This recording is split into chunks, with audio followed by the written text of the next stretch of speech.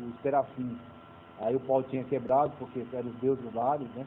E aí Raquel sentou em cima dele. Raquel alega que estava naqueles dias, aí ele não quer saber, ele não mexe, né? E aí ela esconde, que ela queria fazer de Jacó o líder do seu clã. Quem fosse o dono dos serafins, dos pequenos deuses, aqueles deuses eu acho que eram pequenos serafins, pequenos ídolos. E aí quem possuísse os serafins era o chefe do clã, era o líder. E aí Raquel queria fazer de Jacó o líder do seu clã. Jacó o maioral do pedaço, né? Então a grande preocupação de Labão é com os deuses. Quer saber onde é que estão os serafins, porque são a marca da sua liderança. E aí Raquel tratou de surrupiar o seu marido. Veja só, hein? Enquanto o líder estava com fiel, Raquel já queria saber do Raquel é a pá virada, né? Raquel, quando o Rubem volta do campo com as mandrágoras, né? Aí, Monte Nebo ou Pisga, com 814 metros de altitude, este monte localiza cerca de 15 quilômetros ao leste da foz do Rio Jordão e por trás da planície de Moabe, perto do Mar Morto. Então Moabe está aqui, tá? Ele indica aqui, o Nebo. Tem um Nebo aqui, né? E ele está aqui na região de Moabe, tá? Então ele está indicando aqui o Nebo Pisga, é isso mesmo, ele chama de Nebo aqui. Essa região aqui próximo ao Mar Morto, também um monte muito relevante para a história de Israel. A leste do Rio Jordão, Moabe, perto do Mar Morto. Foi no cume deste monte que Moisés morreu após contemplar a terra prometida. Em cima dele, Balaão foi conduzido por Balaque, rei dos Moabitas, a fim de amaldiçoar os israelitas. Mas como Balaão poderia amaldiçoar um povo a quem Moisés, desse mesmo lugar, o abençoou, Deuteronômio 33. Do topo deste monte pode-se obter uma espetacular visão panorâmica de algumas partes de Israel. Em dias claros é possível visitar Jerusalém, o Vale do Jordão e outras localidades de Israel. O Mar Morto e a cidade de Jericó podem ser vistos com muita nitidez. Segundo o livro dos Macabeus, 2, 4 ao 8, relata que, por ordem de Deus, numa gruta deste monte, o profeta Jeremias escondeu a Arca da Aliança, o tabernáculo e o altar dos perfumes, a fim de não serem levados pelos babilônios. Após isso, ele obstruiu a entrada da gruta. E os que lhe ajudaram nessa tarefa, quando voltaram para finalizar o caminho que conduz à caverna, não puderam mais encontrá-lo. Ao saber disso, Jeremias os repreendeu e profetizou que o local só seria descoberto quando Deus reunisse o seu povo novamente. Aí tem essa lenda, né, em torno aí da Arca da Aliança, que fica escondida numa gruta no Monte Nebo pelo profeta Jeremias. Já apareceu, inclusive, você vê como é contraditório. Jeremias é relatado aqui no livro dos Macabeus, que é um livro apócrifo, que ele teria escondido aí. Só que em outro local, na Bíblia Sagrada, no texto canônico, diz que Jeremias falou que a arca se perdeu e não será mais refeita. Então, o que ele está querendo dizer? A arca não será mais encontrada porque foi escondida, ou ela foi destruída e não será mais refeita. Então, acredito eu que a arca de fato foi destruída na invasão, uma vez que invadiram, destruíram o templo, destruíram tudo. Então, a cidade era um cerco, a cidade estava cercada. Para que a arca tivesse sido livrada, eles teriam que, primeiro, ter a certeza de que eles não vão ganhar, por isso vão começar a esconder algumas coisas importantes. Então, bem antes do deslocamento de tropas dos babilônicos, eles teriam que ter tirado e conduzido para outro lugar. Nada disso é relatado. Então, os babilônicos chegaram e cercaram. Uma vez que cercaram, quem tentar escapar dali será pego. Eles têm pessoas, olheiros em tudo quanto é lugar. Então, se a arca tivesse sido capturada, isso teria sido dito. A arca foi capturada. Agora, na situação, disse que tudo foi destruído. Então, não houve assim, houve alguns bens do templo que foram levados, que inclusive foram depois usados por Belsazar, né, num banquete lá, ele bêbado, manda trazer coisas de diversos templos, né, que ele conquistava, né? E aí Deus se indigna na situação onde aparece a mão, né, Tekel, Parsim, Mene, Tekel, Parsim, medido e pesado e escasso em falta, né? Então você vê aquele evento, mas nada de arca, não é falado. Então a arca sumiu, provavelmente foi destruída junto com o templo e não será refeita. Aí já surge, né? Fala que ela aparece em Apocalipse, né? Exatamente. Agora você vê, a arca que aparece em Apocalipse, por exemplo. Quando Deus manda Moisés fazer, construir a arca, o tabernáculo, ele fala, conforme o modelo que eu te mostrei. Onde que está o modelo? Eu acredito que ali é a arca original. A arca do templo era a cópia. É espiritual, exatamente. Ali é um ambiente espiritual. E ali ele apresenta aquela arca, né, que é o ideal, a arca ideal, para se construir a arca cópia. É que nem aquela ideia de Platão, né? A metafísica e a física, a ideia e a realidade. A ideia é original. A cadeira é a cópia da ideia da cadeira. A ideia da cadeira é original, é o real. E a cadeira física é a cópia da ideia. Primeiro tem que ter a ideia para depois vir a cópia. Então acho que é nesse sentido aí, a arca ideal e a arca cópia. A arca que estava lá era a cópia, que foi destruída. Cristo foi diante da arca ideal aspergir o seu sangue para nos purificar de todo pecado, né? Pagar nossa culpa diante de Deus. Acho que é nessa lógica aí. Monte Nebo e Pisga, aí termina a questão dos montes. 53, dá para entrar um pouquinho aqui no clima, porque também é coisa tranquila, coisa clima. Veja, ele vai falar aqui, ó. De acordo com os climatologistas, o atual clima de Israel não parece ser muito diferente do clima dos tempos bíblicos. Embora tenha havido grandes mudanças na fauna e na flora, e consequentemente na paisagem, isso não ocorreu por mudança de clima, mas por outras razões. Israel é um país com duas estações, inverno e verão. Não tem tantas divisões, né, de estações. Por estar entre o mar e um deserto, o clima é bastante variado. A presença das montanhas e dos vales também contribui muito para a variação do clima. O Monte Hermon, no extremo norte, coberto de neve quase o ano todo, também exerce muita influência na diversidade do clima de Israel. Então você tem um Monte Hermon fornecendo umidade, né? Frio e umidade. Aí você tem um vale, né, no Rio Jordão, cercado de dois desertos fornecendo calor. Então aqui é um calor infernal, né? E aqui é um frio glacial.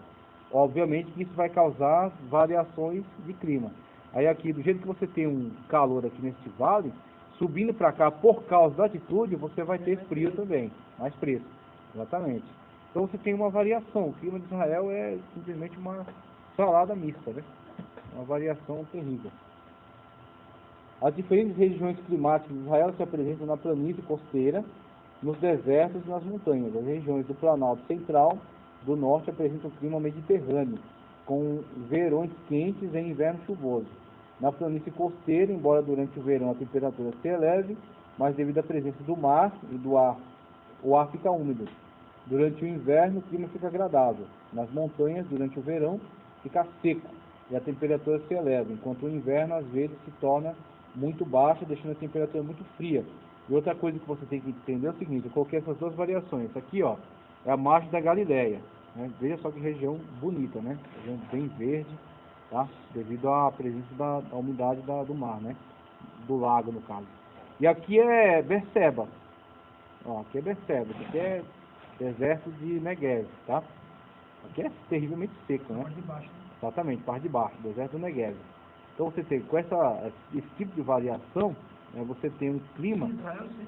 Tudo Israel, exatamente. Aqui, ó, em torno do Mar da Galileia, né, muito umidificado, né, muito verde, e aqui é Negev. Aqui é a região sul de Judá, ok? Inclusive a maior parte de Judá é deserto, né? Judá caiu numa terra bem difícil mesmo. Tem montanha e deserto, é uma região bem difícil nesse sentido aí. Com essa variação, você tem aqui, em relação ao clima, mesmo sendo uma pequena região, o clima dele, né, vai ter uma grande variação com muita chuva ao norte, né? Você tem a presença de muitos rios, você tem muitos montes arborizados, você tem o Mar da Galileia, você tem pelo menos as águas de Meron, o Lago de Rolé, e você tem o Mediterrâneo, tá? Então, muita umidificação, mas descendo ao sul você tem situação de extremo deserto.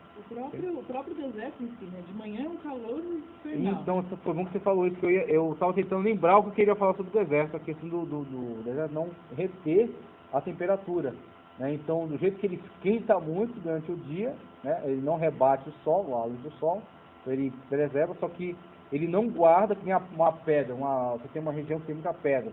A pedra vai esquentando e depois ela guarda o calor durante a noite. A região fica mais ou menos... O próprio aquecimento solar, né? É. Já tem as placas, vamos carregando, como se for mais ou menos comparando, Exatamente. vai carregando e depois Vai carregando e vai dissipando ao longo da noite. Ela pega o calor e... Ela armazena. E durante a noite ela vai dissipando esse calor aos poucos. E aí você tem, durante muito tempo, um lugar que tem muita pedra, você, mesmo de noite, você preserva um pouco da temperatura É ainda. igual ao asfalto. O asfalto ele tem Asfalto. calor o dia inteiro. Exatamente. E aí você vai, acabou o sol 5, 6 horas da noite, se você colocar a mão no asfalto por uma Ainda 7, tem- 8 horas, ainda está quente. Ainda está quente, ainda tem calor. Agora, deserto, areia, não segura. Então, do jeito que o negócio sobe a 50 de dia, cai a quase zero à noite. Né? Essa Nem variação... deve ficar doente, né? Acho que nessa Copa do Mundo que vai ter, acho que é na... Ah, no Catar? No Catar, É só à noite, né? vai ter, vai ser só à noite, mas isso vai ter que ir pela primeira vez vai ser em dezembro, né? Ah, vai ser dezembro. Certo, Porque o o inverno de calor lá. lá é 50 graus. Acho que menos de lá, vai né? ter que fazer no inverno para aguentar, porque vai ser 35 graus. Nossa, então, no inverno é no inverno 35, meu tranquilo. Deus. Que loucura. Porque o calor mesmo no verão é 50, depois o cara vai correr 50 graus. Essa galera é muito rica, eu não duvido nada que eles colocam até ar-condicionado no estádio. Não é não? Faz um ar-condicionado fechado, né? Gigante, mega condicionado. É um ginásio, né? Não é todo lugar que é Brasil, né? Acho que até hoje não terminaram, né? É. Até hoje não O terminaram. Brasil não era para ter Copa de nada. O Brasil era para se preocupar com o hospital, para se preocupar com delegacia. Quem tem que ter Copa é esses caras. Eles estão Não. em cima de um poço de petróleo, eles não têm nem tempo de gastar Segundo o aquilo. Ronaldo, não, né? Jogo, segue o jogo. É, Sobre a chuva. Aquela frase foi infeliz demais, Deus me livre. Foi muito terrível. Em Israel, as precipitações pluviais geralmente dependem da altitude acima do nível do mar. As montanhas atraem mais chuvas que as planícies, e além disso tendem a reter os ventos portadores de chuva e impedir que alcancem as partes baixas. Nas extremidades norte e sul da Síria, entre as montanhas mais altas, as chuvas são mais frequentes. As precipitações pluviais nessas regiões variam de 750 a 1.500 milímetros por ano. Enquanto nas colinas da Judéia só vão de 500 a 750 por ano. Inclusive em Jerusalém, quanto mais se dirige rumo ao sul, menor é o índice pluviométrico. Em Berseba, por exemplo, cerca de 200 milímetros, que é a região seca aqui, né? Máximo 200 milímetros. Então, é o polígono da seca, né? É o polígono da seca aqui do Brasil. Você tem ali Pernambuco, sul do Ceará, norte da Bahia e leste, eu acho que de Tocantins, uma coisa assim. É o polígono da seca lá, onde você tem extrema seca, né? Temos a chuva, Rachado mesmo, né? arrachado mesmo, né? O negócio ali vai ver chuva, você se assusta. Embora o índice pluviométrico de Jerusalém seja razoavelmente bom, em comparação com o extremo sul, onde as chuvas são muito raras, as variações pluviométricas de um ano para outro são muito grandes.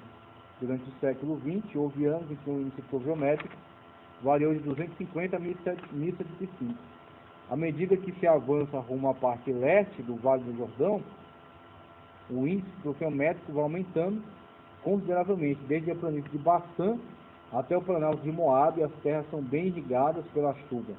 Daí a razão de os chefes das tribos de Ruben, Gad e a meia tribo de Manassés pedirem a Moisés que lhes dessem essas terras por herança, antes da invasão do lado leste, pois eles eram possuidores de muito gado, então eles já cresceram o olho, né? Cuidado, cara. Vou cuidar do gado, a região é boa, bem irrigada, né? Bastante chuva, então já olharam para ela.